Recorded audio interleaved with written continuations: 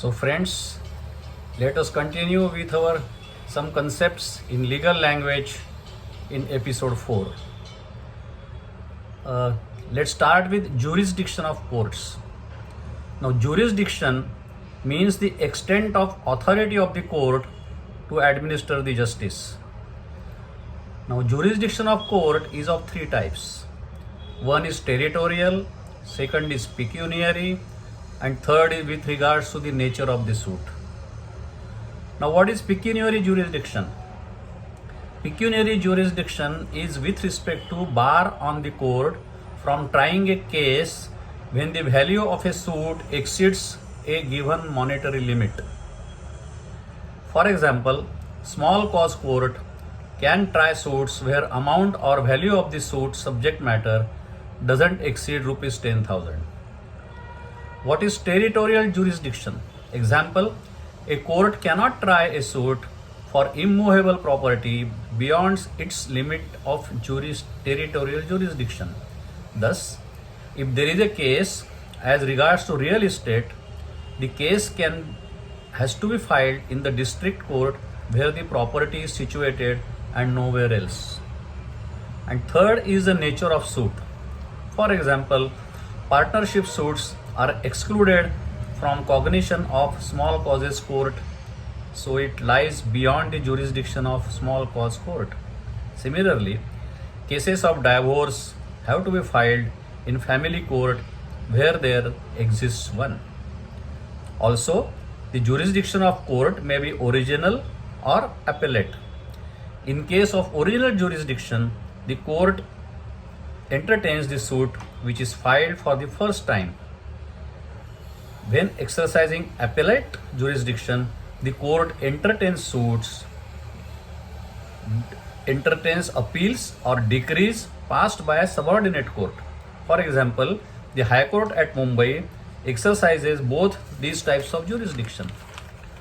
Now, in nature of suit means also applies to criminal cases are to be filed in criminal court, whereas the civil suits can be filed in civil courts. Agreements which oust the jurisdiction of courts are void under section 28 of the Indian Contract Act.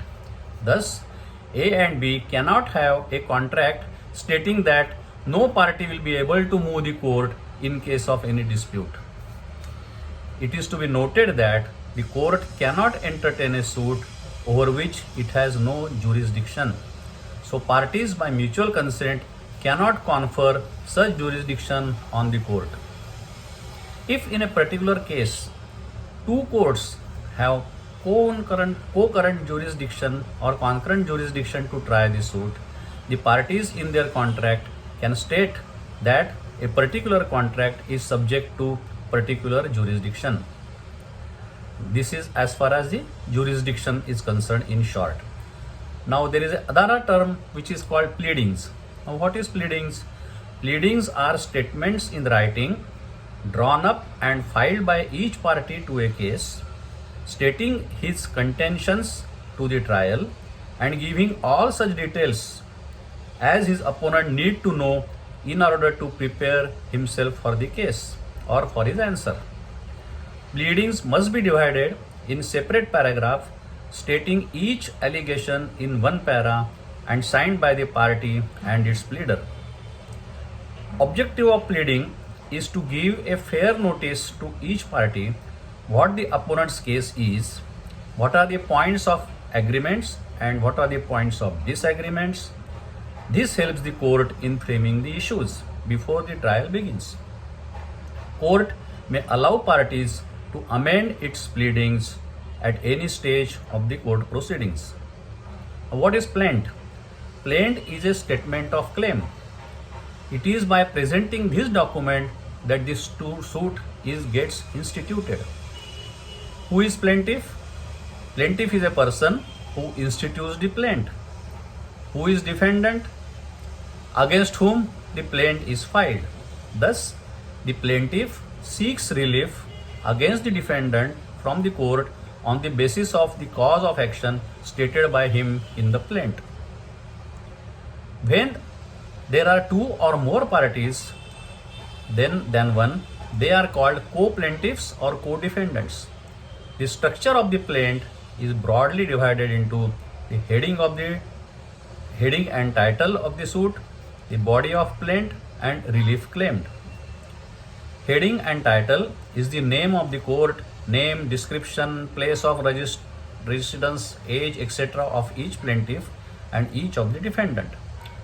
Body of the plaint contains statement of facts constituting cause of action.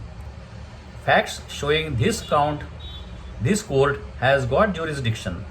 And third, value of subject matter and the court fee has been paid. That statement also needs to be included. And also the plaintiff need to state that the suit is not time barred. That is, he has filed the suit within limitation period. If prima facie time barred and the plaintiff wants to file a suit, then he has to state the ground on which plaintiff is claiming extension for delay in filing the suit. Now, what is relief claimed? Plaintiff must specifically state what relief he is claiming and against whom. Relief can be more than one. Thus, the structure of the plaint comprises of three main things, subheadings: the heading and title, the body of the plaint, and the relief claimed. Now, what is a suit?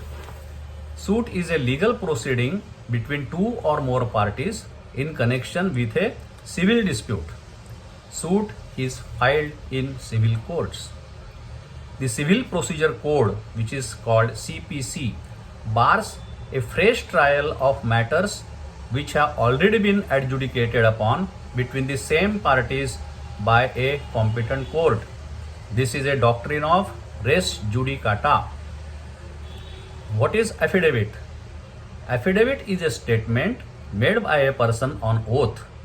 This statement must be signed by a person and affirmed by him before a person who is authorized to administer the oath, for example, a magistrate or a notary public. An affidavit which is not properly verified cannot be treated as evidence.